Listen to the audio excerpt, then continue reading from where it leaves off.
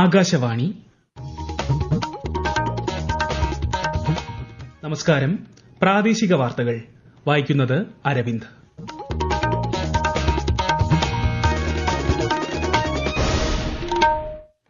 പ്രധാന വാർത്തകൾ. മുംബൈയിൽ 29,400 കോടി രൂപയുടെ വിവിധ വികസന പദ്ധതികൾക്ക് തുടക്കം കുറിച്ച് പ്രധാനമന്ത്രി നരേന്ദ്രമോദി. നീതി ആയോഗ് സുസ്ഥിര വികസന സൂചികയിൽ തുടർച്ചയായി കേരളത്തിന് ലഭിച്ച ഒന്നാം സ്ഥാനം സർക്കാരിന്റെ ജനക്ഷേമ പ്രവർത്തനങ്ങൾക്കുള്ള അംഗീകാരമാണെന്ന് മുഖ്യമന്ത്രി പിണറായി വിജയൻ. 7 സംസ്ഥാനങ്ങളിലെ 13 നിയമസഭാ സീറ്റുകളിലേക്ക് നടന്ന ഉപതെരഞ്ഞെടുപ്പിൽ INDI സഖ്യത്തിലെ പാർട്ടികൾക്ക് മികച്ച നേട്ടം. തിരുവനന്തപുരത്ത് ആമയിഴഞ്ചാൻ തോട് വൃത്തിയാക്കാൻ ഇറങ്ങുന്നതിനിടെ കാണാതായ ശുചീകരണ തൊഴിലാളിക്ക് വേണ്ടിയുള്ള തിരച്ചിൽ ഊർജിതം. സംഭവം അന്വേഷിച്ച് റിപ്പോർട്ട് നൽകാൻ കളക്ടർക്ക് നിർദ്ദേശം. സിംബാബ്വെയ്ക്കെതിരെയുള്ള ട്വന്റി ക്രിക്കറ്റ് പരമ്പരയിലെ 4ാം മത്സരത്തിൽ ഇന്ത്യയ്ക്ക് 153 റൺ വിജയലക്ഷ്യം. വാർത്തകൾ വിശദമായി. മുംബൈയിൽ 29,400 കോടി രൂപയുടെ വിവിധ വികസന പദ്ധതികൾക്ക് തുടക്കം കുറിച്ച് പ്രധാനമന്ത്രി നരേന്ദ്രമോദി.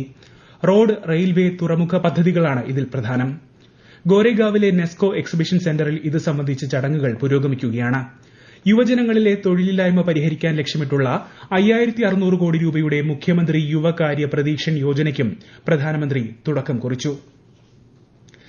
ജനക്ഷേമവും സാമൂഹ്യ പുരോഗതിയും മുൻനിർത്തി LDF സർക്കാർ നടത്തുന്ന പ്രവർത്തനങ്ങൾക്കും അതിന് ജനങ്ങൾ നൽകുന്ന പിന്തുണയ്ക്കുമുള്ള അംഗീകാരമാണ് നീതി ആയോഗ് സുസ്ഥിര വികസന സൂചികയിൽ കേരളം ഇന്ത്യയിൽ വീണ്ടും ഒന്നാമതെത്തിയതെന്ന് മുഖ്യമന്ത്രി പിണറായി വിജയൻ അഭിപ്രായപ്പെട്ടു. ആരോഗ്യം, വിദ്യാഭ്യാസം, ലിംഗസമത്വം, പരിസ്ഥിതി, ശുദ്ധജലം തുടങ്ങി 16 വികസന ലക്ഷ്യങ്ങൾ അടിസ്ഥാനമാക്കി തയ്യാറാക്കുന്ന പട്ടികയിൽ കേരളം തുടർച്ചയായി ഒന്നാം സ്ഥാനത്താണെന്നും മുഖ്യമന്ത്രി ചൂണ്ടിക്കാട്ടി. സുസ്ഥിര വികസന സൂചികകളെ അടിസ്ഥാനപ്പെടുത്തിയുള്ള നീതി ആയോഗിന്റെ ദേശീയ റാങ്കിങ്ങിൽ കേരളം വീണ്ടും ഒന്നാമതെത്തിയത് സംസ്ഥാനത്തിന്റെ നേട്ടങ്ങളെ പരിഹസിക്കുന്നവർക്കുള്ള മറുപടിയാണെന്ന് മന്ത്രി MB രാജേഷ്. ദേശീയ ശരാശരിയേക്കാൾ 8 പോയിന്റ് അധികമാണ് കേരളത്തിന്റെ സ്കോർ. 2018ൽ നീതി ആയോഗിന്റെ സുസ്ഥിര വികസന സൂചിക ആരംഭിച്ചപ്പോൾ മുതൽ കേരളം ഒന്നാം സ്ഥാനത്താണ്. 2018ൽ സ്കോർ 69 ആയിരുന്നത് 10 പോയിന്റ് ഉയർത്തിയാണ് കേരളം ഇത്തവണ ഒന്നാം സ്ഥാനം നിലനിർത്തിയത് എന്നത് അഭിമാനകരമാണെന്നും മന്ത്രി സമൂഹമാധ്യമത്തിൽ കുറിച്ചു.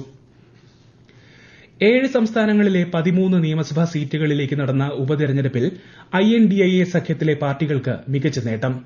പശ്ചിമബംഗാളിലെ 4 മണ്ഡലങ്ങളിൽ എല്ലായിടത്തും തൃണമൂൽ കോൺഗ്രസ് വിജയിച്ചു. ഹിമാചൽ പ്രദേശിലെ 3 സീറ്റിൽ 2 കോൺഗ്രസും 1 BJPയും വിജയിച്ചു.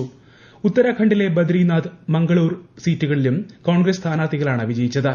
പഞ്ചാബിൽ ഉപതെരഞ്ഞെടുപ്പ് നടന്ന ജലന്ധർ വെസ്റ്റ് മണ്ഡലത്തിൽ ആം ആദ്മി പാർട്ടിയും മധ്യപ്രദേശിലെ അമർവാരയിൽ BJPയും തമിഴ്നാട്ടിലെ വിക്രവണ്ടിയിൽ DMK സ്ഥാനാർത്ഥിയും വിജയിച്ചു. ബീഹാറിലെ രുപൌലി മണ്ഡലത്തിൽ സ്വതന്ത്ര സ്ഥാനാർത്ഥിയാണ് വിജയിച്ചത്. മതത്തിനും വിശ്വാസത്തിനും അതീതമായി എല്ലാവരെയും സ്നേഹിക്കുകയെന്നത് ജീവിതത്തിൽ പരമപ്രധാനമാണെന്ന് കേന്ദ്ര സഹമന്ത്രി ജോർജ് കുര്യൻ പറഞ്ഞു. ഫ്രാൻസിസ്കൻ കപ്പൂച്ചിൻ സഭയുടെ പാവനാത്മ പ്രൊവിൻസ് അംഗവും കേരള കരിസ്മാറ്റിക് പ്രസ്ഥാനത്തിന്റെ തുടക്കക്കാരിൽ പ്രധാനിയുമായ പുണ്യശ്ലോകൻ ഫാദർ ആർമണ്ട് മാധവത്തച്ഛന്റെ ദൈവദാസ പദവി പ്രഖ്യാപനത്തിന്റെ ഭാഗമായി കണ്ണൂർ, ഇരിട്ടി, വിമലഗിരിയിൽ നടന്ന പൊതുസമ്മേളനം ഉദ്ഘാടനം ചെയ്യുകയായിരുന്നു അദ്ദേഹം. തലശ്ശേരി അതിരൂപത arch bishop Mar Joseph Pamplany അധ്യക്ഷനായി. തിരുവനന്തപുരത്ത് തമ്പാനൂർ ആമയിഴഞ്ചാൻ തോട് വൃത്തിയാക്കാൻ ഇറങ്ങുന്നതിനിടെ കാണാതായ ശുചീകരണ തൊഴിലാളി ജോയ്ക്ക് വേണ്ടിയുള്ള തിരച്ചിൽ ഊർജിതമായി തുടരുന്നു. അഗ്നിരക്ഷാ സേനയുടെയും പോലീസിന്റെയും നേതൃത്വത്തിൽ 50ഓളം പേരാണ് രക്ഷാപ്രവർത്തനങ്ങളിൽ ഏർപ്പെട്ടിരിക്കുന്നത്. മുങ്ങൽ വിദഗ്ധർ ഓവുചാലിലേക്ക് ഇറങ്ങിയാണ് ഇപ്പോൾ രക്ഷാപ്രവർത്തനം നടത്തുന്നത്. രക്ഷാദൌത്യം രാത്രിയും തുടരുമെന്ന് തിരുവനന്തപുരം നഗരസഭാ മേയർ ആര്യ രാജേന്ദ്രൻ പറഞ്ഞു. മന്ത്രി വി ശിവൻകുട്ടി, ജില്ലാ കളക്ടർ ജെറോമിക് ജോർജ് എന്നിവർ സംഭവസ്ഥലത്തെത്തിയിരുന്നു. രാവിലെ 10 മണിയോടെയാണ് അപകടം നടന്നത്. തോട് വൃത്തിയാക്കാൻ ഇറങ്ങിയ ജോയ് ഒഴുക്കിൽപ്പെടുകയായിരുന്നു. റെയിൽവേയുടെ അധീനതയിലുള്ള ആമയിഴഞ്ചാൻ തോടിന്റെ ഭാഗത്ത് ശുചീകരണ തൊഴിലാളിയെ കാണാതായ സംഭവത്തിൽ അന്വേഷണം നടത്തി റിപ്പോർട്ട് നൽകാൻ മന്ത്രി വി ശിവൻകുട്ടി തിരുവനന്തപുരം ജില്ലാ കളക്ടറെ ചുമതലപ്പെടുത്തി. ആമയിഴഞ്ചാൻ തോടിന്റെ റെയിൽവേയുടെ അധീനതയിലുള്ള ഭാഗത്തെ മാലിന്യം നീക്കം ചെയ്യാൻ റെയിൽവേ ഒരിക്കലും സംസ്ഥാന സർക്കാരിനെയോ തിരുവനന്തപുരം കോർപ്പറേഷനെയോ അനുവദിക്കാറില്ലെന്നും മന്ത്രി ചൂണ്ടിക്കാട്ടി. ശുചീകരണ തൊഴിലാളികൾക്ക് വേണ്ടത്ര സുരക്ഷാ സംവിധാനം കരാറുകാരൻ ഒരുക്കിയിട്ടില്ലെന്നും രക്ഷാപ്രവർത്തനത്തിന് റെയിൽവേ നേതൃത്വം നൽകുന്നില്ലെന്നും മന്ത്രി വ്യക്തമാക്കി. തിരുവനന്തപുരത്തെ മാലിന്യ പ്രശ്നം പരിഹരിക്കുന്നതിൽ കോർപ്പറേഷൻ പരാജയപ്പെട്ടതാണ് ആമയിഴഞ്ചാൻ തോട് വൃത്തിയാക്കാൻ ഇറങ്ങിയ തൊഴിലാളി അപകടത്തിൽപ്പെടാൻ കാരണമെന്ന് BJP സംസ്ഥാന അധ്യക്ഷൻ K സുരേന്ദ്രൻ. രാജ്യത്തെ വലിയ നഗരങ്ങളിലെ മാലിന്യ സംസ്കരണത്തെക്കുറിച്ച് പഠിക്കാൻ തിരുവനന്തപുരം കോർപ്പറേഷൻ തയ്യാറാവണമെന്ന ആവശ്യത്തോട് അധികൃതർ മുഖം തിരിഞ്ഞു നിന്നുവെന്ന് K സുരേന്ദ്രൻ കുറ്റപ്പെടുത്തി. സംസ്ഥാനത്ത് വിവിധ ജില്ലകളിൽ അടുത്ത 5 ദിവസത്തേക്ക് കൂടി ശക്തമായ മഴ തുടരുമെന്ന് കേന്ദ്ര കാലാവസ്ഥാ വകുപ്പ്. ഇന്ന് കോഴിക്കോട്, കണ്ണൂർ, കാസർഗോഡ് ജില്ലകളിൽ അതിശക്തമായ മഴയ്ക്കുള്ള ഓറഞ്ച് ജാഗ്രതാ നിർദ്ദേശമുണ്ട്. പാലക്കാട്, ആലപ്പുഴ ഒഴികെയുള്ള മറ്റു ജില്ലകളിൽ മഞ്ഞ ജാഗ്രതയും പ്രഖ്യാപിച്ചിട്ടുണ്ട്. മലപ്പുറം, കോഴിക്കോട്, കണ്ണൂർ, കാസർഗോഡ് ജില്ലകളിൽ നാളെ മുതൽ ചൊവ്വാഴ്ച വരെ ഓറഞ്ച് ജാഗ്രത തുടരും. നാളെ പത്തനംതിട്ട, ആലപ്പുഴ, കോട്ടയം, ഇടുക്കി, എറണാകുളം, തൃശൂർ, വയനാട് ജില്ലകളിൽ മഞ്ഞ ജാഗ്രത പ്രഖ്യാപിച്ചു. അതിനിടെ കേരള, കർണാടക, ലക്ഷദ്വീപ് തീരങ്ങളിൽ മത്സ്യത്തൊഴിലാളികൾ കടലിൽ പോകരുതെന്നും മുന്നറിയിപ്പുണ്ട്. ഈ വാർത്തകൾ ആകാശവാണിയിൽ നിന്ന്. ആകാശവാണി വാർത്തകളും വാർത്താധിഷ്ഠിത പരിപാടികളും all India radio news Thiruvananthapuram എന്ന യൂട്യൂബ് ചാനലിൽ ലഭ്യമാണ്. കൂടുതൽ വാർത്തകൾക്കായി all India radio news Thiruvananthapuram എന്ന ഫേസ്ബുക്ക് പേജും @ARnews_TVM എന്ന എക്സ് ഹാൻഡിലും സന്ദർശിക്കാം. സിംബാബ്വെയ്ക്കെതിരെയുള്ള ട്വന്റി ക്രിക്കറ്റ് പരമ്പരയിലെ 4ാം മത്സരത്തിൽ ഇന്ത്യയ്ക്ക് 153 റൺ വിജയലക്ഷ്യം. 20 ഓവറിൽ 7 വിക്കറ്റിന് 152 റൺസെടുത്ത സിംബാബ്വെ കളി അവസാനിപ്പിച്ചു. ടോസ് നേടിയ ഇന്ത്യ ഫീൽഡിംഗ് തിരഞ്ഞെടുക്കുകയായിരുന്നു. സിംബാബ്വെയിലെ ഹരാരെയിലാണ് മത്സരം നടക്കുന്നത്. ഇന്ത്യയുടെ മറുപടി ബാറ്റിംഗ് ആരംഭിച്ചു. യൂറോ കപ്പ് ഫുട്ബോൾ കലാശ പോരാട്ടത്തിൽ നാളെ സ്പെയിൻ ഇംഗ്ലണ്ടിനെ നേരിടും. നാളെ അർദ്ധരാത്രി ബെർലിനിലാണ് മത്സരം. 4ാം കിരീടം ലക്ഷ്യമിട്ടാണ് സ്പെയിൻ ഇറങ്ങുന്നത്. ഇംഗ്ലണ്ടിന് തുടർച്ചയായ 2ാം ഫൈനലാണിത്. കൊല്ലം ജില്ലയിൽ യന്ത്രവൽകൃത മത്സ്യബന്ധന യാനങ്ങളുടെ പരിശോധന ഫിഷറീസ് വകുപ്പ് ആരംഭിച്ചു. യാനങ്ങളുടെ വിവരങ്ങൾ റിയൽ ക്രാഫ്റ്റ് സോഫ്റ്റ്വെയറിൽ അപ്ഡേറ്റ് ചെയ്യുന്നതിന്റെ ഭാഗമായാണ് പരിശോധന. കൂടുതൽ വിവരങ്ങളുമായി ആകാശവാണി കൊല്ലം ജില്ലാ പ്രതിനിധി നീരജ് ലാൽ. ട്രോളിംഗ് ബോട്ടുകളുടെയും ഇൻബോർഡ് വള്ളങ്ങളുടെയും പേര്, നമ്പർ, കളർ കോഡ് തുടങ്ങിയ കാര്യങ്ങളാണ് പരിശോധിക്കുന്നത്. ഈ വിഭാഗങ്ങളിൽപ്പെട്ട 790 യാനങ്ങളുടെ പരിശോധന ഇന്നലെ പൂർത്തിയാക്കി.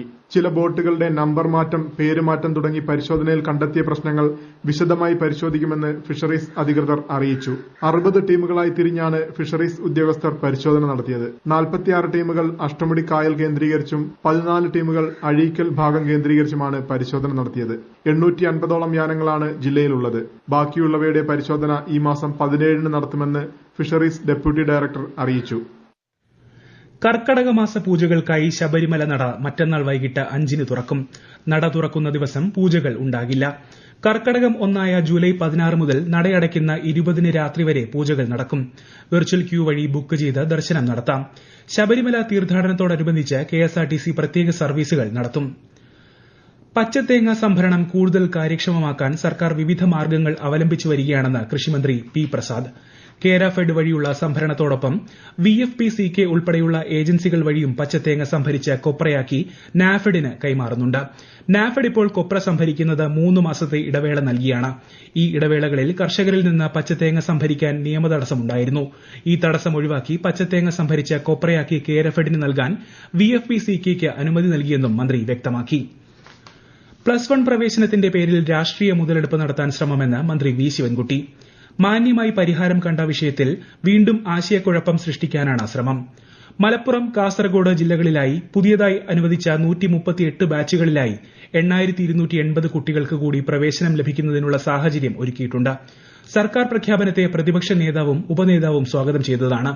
ഈ സാഹചര്യത്തിൽ മുസ്ലിം ലീഗ് നേതാവ് MK മുനീർ പ്രഖ്യാപിച്ചിട്ടുള്ള സമരം രാഷ്ട്രീയ മുതലെടുപ്പാണെന്നും മന്ത്രി വ്യക്തമാക്കി.